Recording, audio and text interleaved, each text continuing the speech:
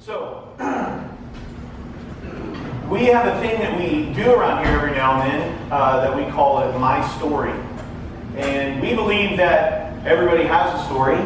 We believe that everybody's story is important and has immense worth and value.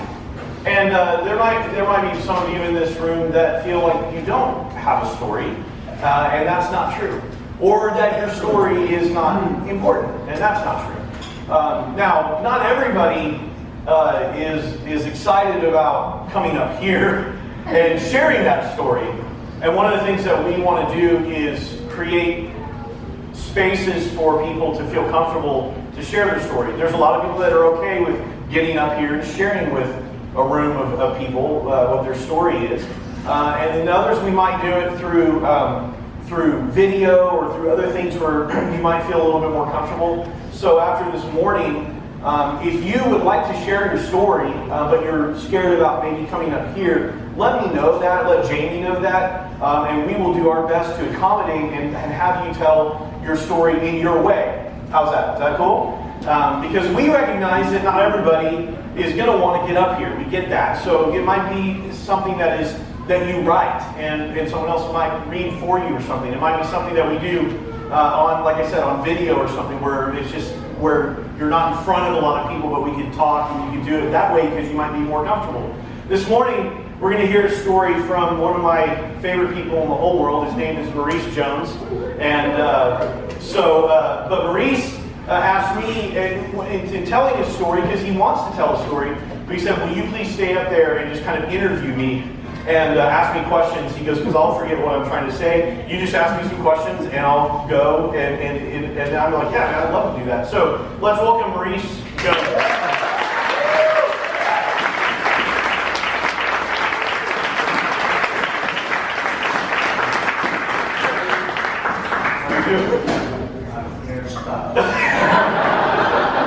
Sorry. Mojo. So if you don't know Maurice Jones, he has a kind of a alter ego named Mojo, short for Maurice Jones, right? Mojo. So if Mojo comes out, if you ever get the privilege of meeting Mojo, it is quite an experience.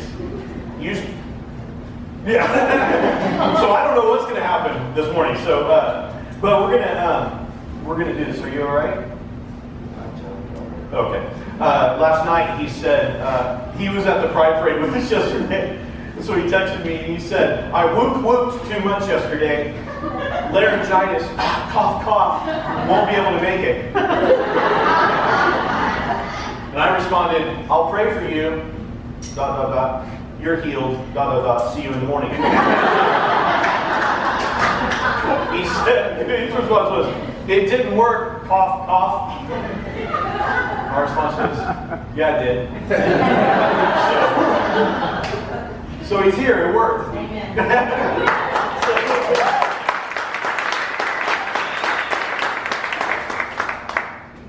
I probably won't be at the pub theology. I'm thankful for the cross. Man, that lynching tree.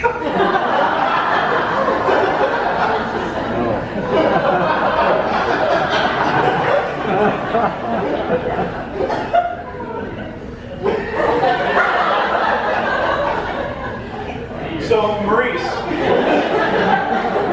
first question, really quickly. Where did you grow up? Where are you from? Where were you born? Tell us a little bit about your background. Born in Oklahoma City, lived in Oklahoma City my entire life except for 5 months this past winter and fall. But I've lived in Oklahoma City my entire life. Born of an alcoholic. When I was growing up, we used to call them drunks, but nowadays they're an alcoholic dad. He would spend all of his money gambling, corn whiskey, come home, beat my mom, beat her while she was pregnant with me. She finally left him. I don't know how it is now, but in those days you could not divorce while the woman was expecting. But she did leave him, and then after I was born, they divorced. I have 2 older brothers, one was 5 years older, the other is 7 years older. Roger died in my senior year of high school. Terrible story there. What else? No, so I know we don't like to always reveal ages, but when were you born? Like what year? 1976? I can remember when I was a kid riding in the back of the bus. I'll put it that way. Interesting. So you actually remember that? Yes. You actually remember having to, in public transit, you had to sit in the back? Yes, we gather, whites, blacks gather at the bus stop, whites to the right, blacks to the left. The bus would pull up, front door of the bus in front of the whites, back door in front of the blacks. We would get on, whites would get on, put their money in, have a seat. We would get on. We either sit at that point and put our money in as we exited, or go up as soon as we got on the bus, put our money in, then walk back to the bus and sit down. I remember one time, my mother, she handled things well, because it didn't click with me until years later. You know how the buses, some of the seats are sideways. Being the kid, we're always sat in the back and I'm looking at those seats, and oh, that would be so neat to ride in those and go sideways. And I said, hey Mom, let's sit here. We sat there for just a couple of minutes, and then she said, I don't feel comfortable riding like this. Let's move on back, you know. And so that's how she handled that situation. But Wow. yes. Wow. So, as you were growing up, where did you go to school? Did you go, were you just in public schools? What was that like? Public schools. Okay. Now, you grew up on the northeast side, right? Northeast side. Now, you said something interesting to me. You said we grew up where the only place we could live. Is that right? Very small part of the northeast quadrant of Oklahoma City is where we lived, yes. As years went on, we were able to spread out. And then sometime in the 60s, the law was passed where blacks could live anywhere. That's where the white flag comes in. So where did you go to school? So your schooling was interesting because you grew up in a school that was, I'm assuming, was all black. Yes. Now that changed though at some point. What happened? 7th grade. Oh, my mother had remarried, got a stepdad. That's right. And we moved. Bought the first house. I was in 7th grade. The district I moved into, and back then we called it junior high, not middle school. The junior high I was attending, I'm going to attend, first one in the Oklahoma City area that began the busing, and we called it integration back then. Later it changed to desegregation, but it was called integration. And so I was bused to a school where blacks and whites were attending. So you remember you were actually a part of that, where they integrated the schools. That was Yes. 7th grade for you. Yes. And what was that like? Just quickly, like, what did you sense? Racism? Did you sense the pushback on that at all, or was that just something that you just like, oh, I'm just going to a different school? And I will let you know, this is part I dreaded talking about. It brings up a lot of memories, okay? So just bear with me.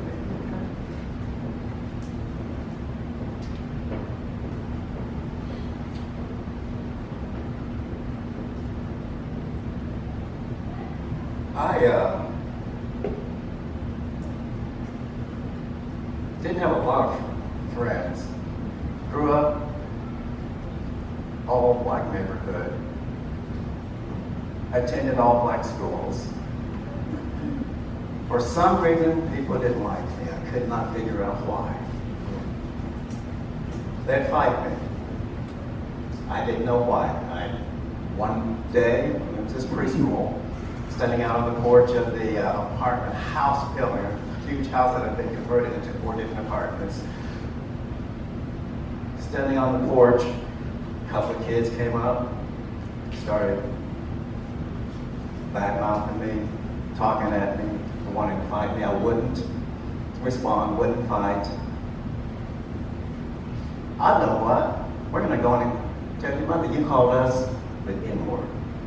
I'd never heard the word before. They told, I received it with me. Again, they came up. Just a different day, sometime later. And they're trying to get me to fight them, and I wouldn't respond. But finally, my little 3 or 4-year-old mind, I'm thinking, since I got a whipping for it the last time, I'm going to do it. I said, you. And we had a little fight. By the way, I was very small for my age, very small. I can remember when I was 13 years old waiting to reach 5 feet. I was very small. And so when someone said they're going to beat me up, yeah, that's what they did. I didn't fight. They beat me up. Went to this new school. And because I'm used to it, sat with the blacks. They all gathered around me, asking me questions. I remember this one guy. I just say his first name was Don. Anything I say, he would mockingly repeat it. I couldn't understand what was going on. Again, the blacks at this school wouldn't accept me. I don't know why. So, in answer to your question, actually, it was a good thing for me because the whites accepted me. Wow. And I had friends. Wow. I had friends. Later, I realized, I didn't know it. Remember, black neighborhood, black schools.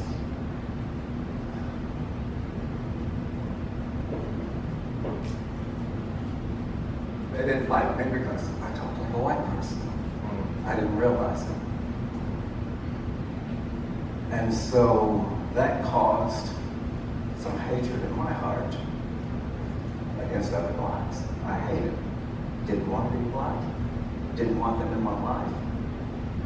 God had to lead me through a healing in that part of my life. And it wasn't easy, but he led me through a healing in that part. But because of that, to this day, most of my friends are white. I just relate to them better than I do blacks. Wow. Very interesting. Such an interesting story. So you talked about God healing and walking you through some healing there. So did you grow up in church? What's your faith journey like? Didn't start out in church. My family didn't attend. Then, let you know a little bit of my age. About 62, 63, a church in Bethany, Oklahoma began a bus ministry in the northeast side of Oklahoma City. My older brothers, the one who was 5 years older, began attending. I wanted to go so much because I could get to ride on the bus. But you were too young at Too that young. time? Mom wouldn't let me go because I was too young. She eventually allowed me to attend on Sunday mornings. Now this church had services Sunday morning, Sunday night, Wednesday night, Friday night. So she would allow me to attend on Friday evenings also. Roger quit attending, probably because little brother might tell on him. Because he wasn't there to learn, he was there to play. As years went on, I began listening to the sermons. And I started feeling like I wanted to be a Christian. God started talking to me. I just put it in plain English. And when I was 15, I became a Christian through that bus ministry. Yeah. I attended that church after I graduated from high school. Got married in that church. Actually started driving one of the buses. Well, different buses, different routes at different times. Yeah. Until I think it was September of '84, my wife and I transferred to a different church. So you then, in our conversations, you said you had a spiritual experience through going to that bus ministry, that youth ministry there at that church, and then you feel like, or you know that you had an experience and were saved, whatever you want to call that, or accepted Christ when you were, how old then? What, 15. So, not to try to go somewhere, but we're going to go somewhere. So you were what, 6th or 7th grade at that point? 15? 10th grade. Oh, I don't know. What? How did 12th, 7th grade. All right, Mojo. So I will do math on Sunday. Okay, all right. So you're in 10th grade. Yes. The 10th grade, 15 years old. What else? Something else happened during that moment in your life that you were telling me about in your experience. So that was a huge life experience for you, Yes. going through to that church, being around and listening to it for a few years, and then saying, yes, I believe this. I want to be. I'm not here just for the pizza and the Coke. I want to accept Jesus. Yes. What else happened? Right about, I think it was the next year. What else happened? You want to talk to us about that? 11th grade. Busing really got started in Oklahoma City. And I was bused to the old, when it was a really good school, John Marshall. And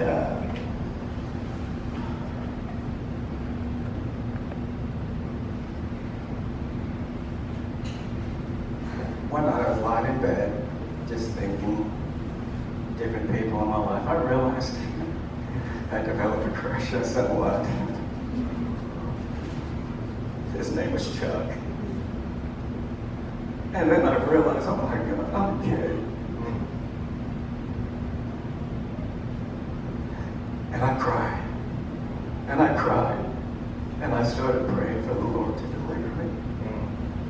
Because from my church, from the Bible, you can't be gay and be a Christian. You can't be gay and go to heaven. And I knew I was going to hell. And so I prayed. And I prayed. So, growing up in that very traditional, very fundamental church, believing absolutely that if I'm gay, I'm going to hell. There's no way I can do both of these. How did you respond and react? So I know there's a lot of people, I've heard lots of stories, friends of mine that are gay, lesbian, or in the LGBT community, and they will just hide, they just won't tell anybody, and then they act straight, or they just don't date anybody, and so nobody knows, but inside, so that's the way they kind of keep going to church. Or others will just say, I'm not going to go to church at all, I'm out, I guess I'm not going to be a Christian because I can't reconcile both of these things. So, so I don't know what you did. So how did you respond to that? What was that like? I mean, Try my best to act straight. Put it that way. Okay. My friends that I did know who were gay, back in the 70s, there was a lot of switching names around where he would maybe become Patricia, just they called it camp names. And that was so they could talk about other people and no one really knew it was another guy. I got married.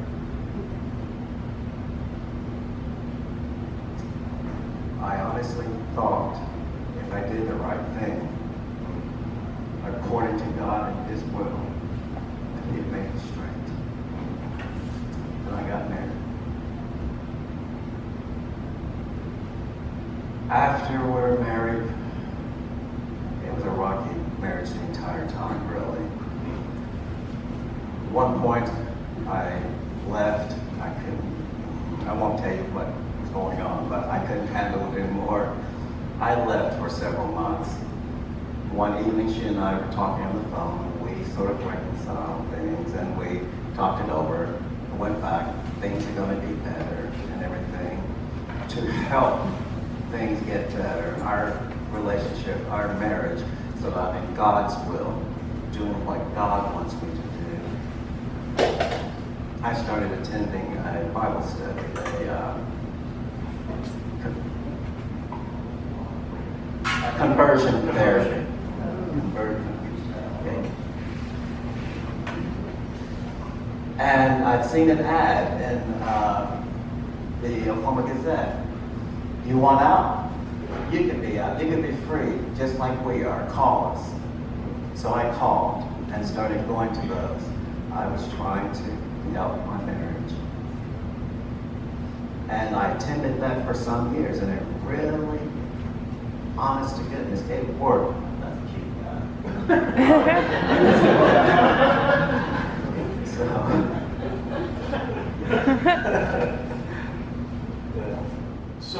So you guys kind of reconcile for a little bit, and then your marriage just really just crumbled. Crash. So talk to me about, because what happened with your church and with at that point was really When I pretty horrible left, situation. we were separated for those months.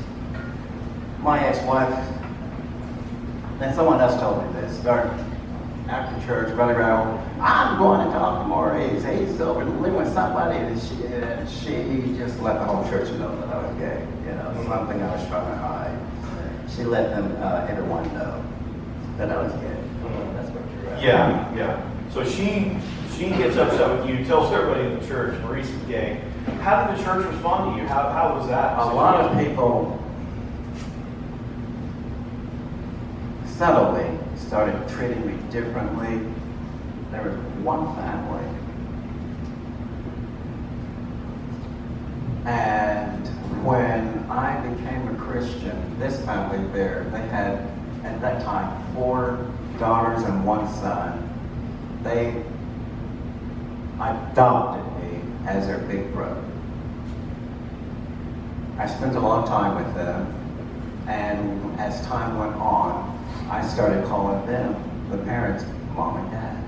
So if you ever hear me talking about I'm going to Mom and Dad's for dinner, that's where I'm going. They never treated me any differently.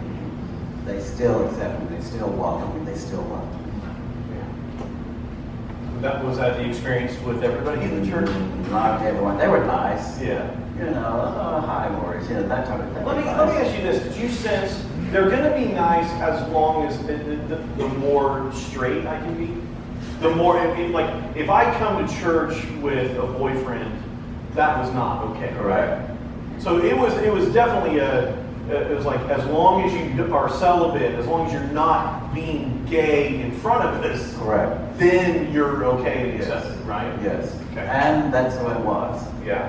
And even I was attending counseling even, and they all knew it. They knew why I was attending. So yes, it was okay. But you were, so in their eyes, well, at least he's working to pray the gay away. He's trying to, Yes. he recognizes this is wrong. Yes.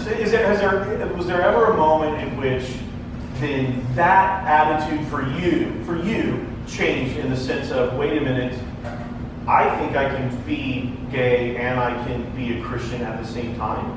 Is that something that's ever happened for you, or is it something that, like, what's your evolution in that whole process for you and your own spirituality?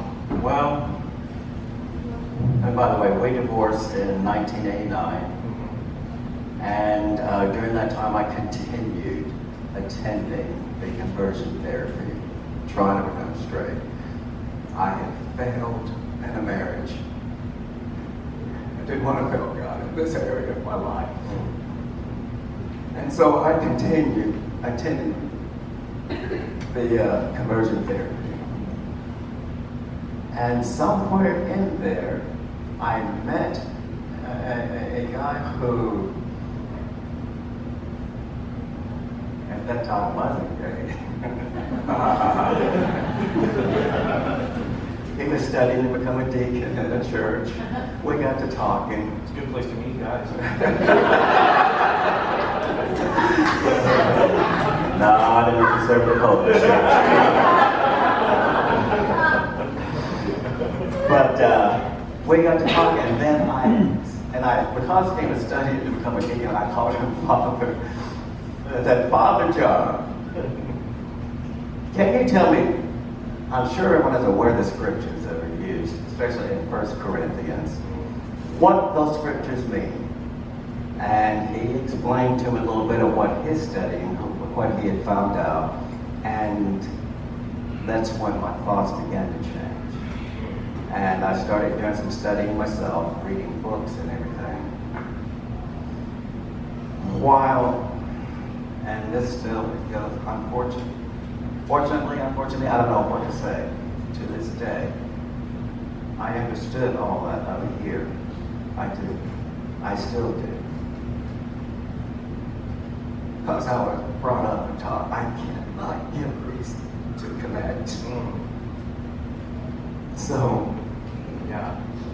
So it's still a struggle for you. Yeah. It's still a struggle for you. Talk to me about, I want to kind of end with something, but is there anything that you want to say now before we kind of end that you feel like you haven't shared, that you want to share about? We talked about something the other day, and you said, remind me about a church that is open, or for people that you close doors off or something like that. Is that I can't remember exactly what That was before yesterday, right? Yeah, I know. I get you. So let's move on from that. I don't know what, we both have no idea what we were going to say there. But I want you to share just a little bit from your heart. There's something that was so powerful. Maurice and I have spent, first of all, Maurice is one of my best friends. Maurice and I have known each other since the last church that I started. It was called Sanctuary. Maurice started coming. He was invited by some friends of his, and he started coming. He was there for about 3 years, and then we also did house church with Anthony and Andrea and Julie and Jeff, and Maurice is one of my best friends, and it has been for years, and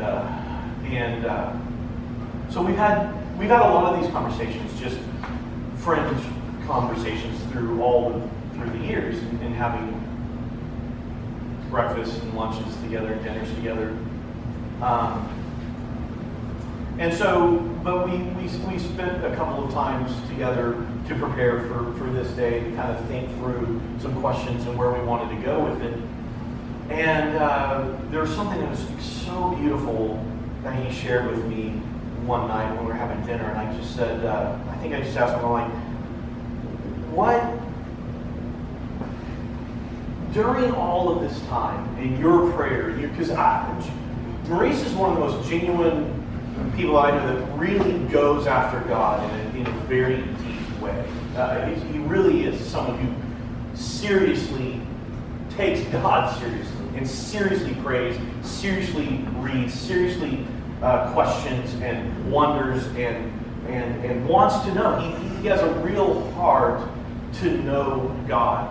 And you were telling me something that was so beautiful about how God has talked to you during these times. And he said, God has said something to you. It's hard to, God, who's without gender, God has said something to you before in your prayer times. And just, it's something, and so I want you to kind of share a little bit about what that's like when you are listening to God and you're telling God, God, I know that, that struggle that you have, like, I don't know if I can do this, I feel like I'm letting you down, I'm still gay, but I'm still, and what does God say to you in those moments? When I have not been the real prayer person, reading the scriptures and studying, and I have drifted away. And then through everything with my trying to come to grips with my sexuality. God just says, I love you. I love you.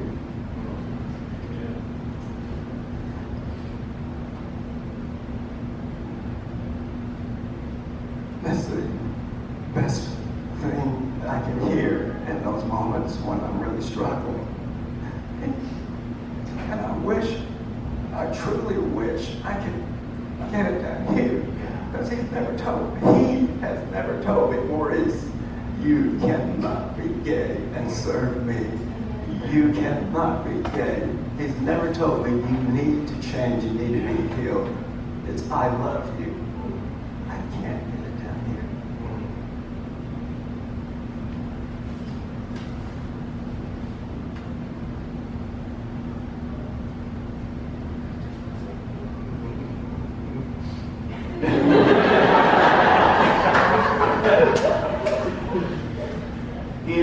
You guys can come up.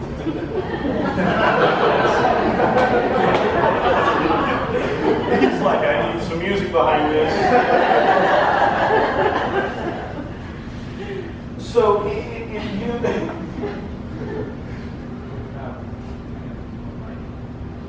ahead. Okay, I'm on. Alright, here we go. We're just going to do a quick verse. Maurice requested this, and for those of you who know it, it's a very well-known children's hymn. We're just going to sing one verse. Jesus loves me, this I know, for the Bible tells me so. Little ones to Him belong, they are weak, but He is strong. Yes, Jesus loves me. Yes, Jesus loves me. Yes, Jesus loves me. The Bible tells me so. And He tells me Himself.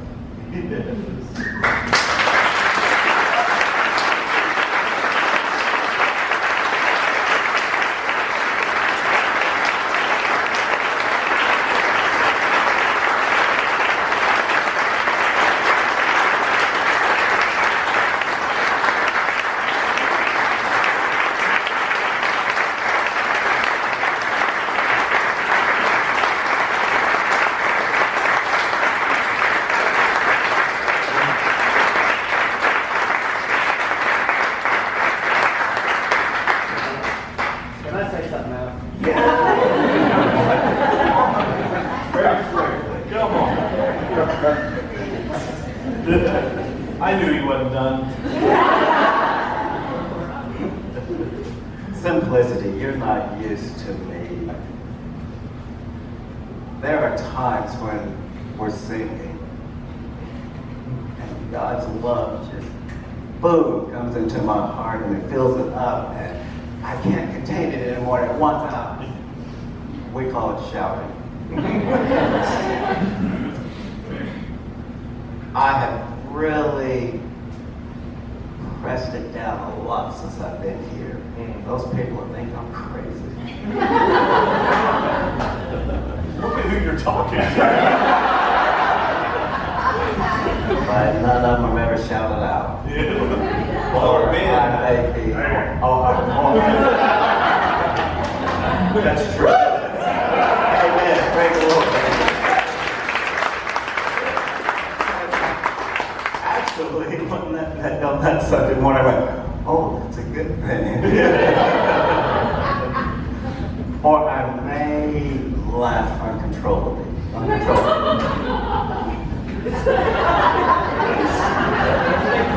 Or there are times when I'm filled with His joy and His love. I just start shouting out praises to Him. And just, you are Lord, you are this. And I don't know what's going to happen.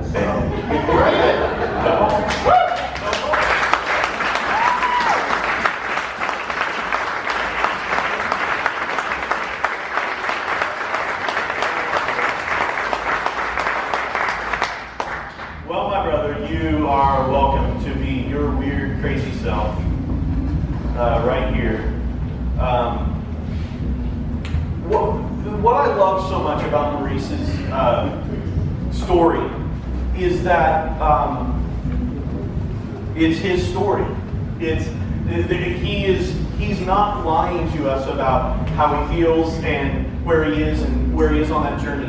One of the things that can happen if we're not careful in being an affirming church, we don't give room for someone to say, I'm gay, I'm Christian, but I don't know how I feel about that. Struggle with it. And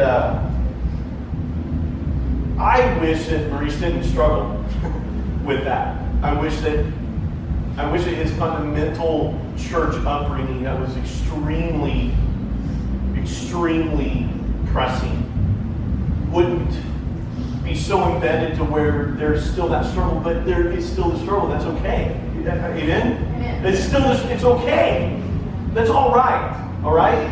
You can be here and struggle wherever you are and be wherever you are. And that's what open and affirming means. Amen? We're not going to sit here and say, oh, well, if you're not okay, with your own sexuality, then you need to get okay with it. No. That's just as fundamentally oppressive as it is to say you can't be that, right? Whenever you say to someone, you can't be that, you have to be this, then I'm out. Yeah, right. So I affirm and accept my brother who says I'm gay, I'm Christian, and I just still don't know if I'm fully okay with that. And guess what? I'm okay with that. This pastor loves you the way you are, wherever you are, in whatever spectrum. Whatever Maurice decides ultimately in his life, wherever he lands on that spectrum of sexuality, I'm going to be okay with it, and we better be okay with it. Amen? Amen. We will love him and walk with him and affirm him always.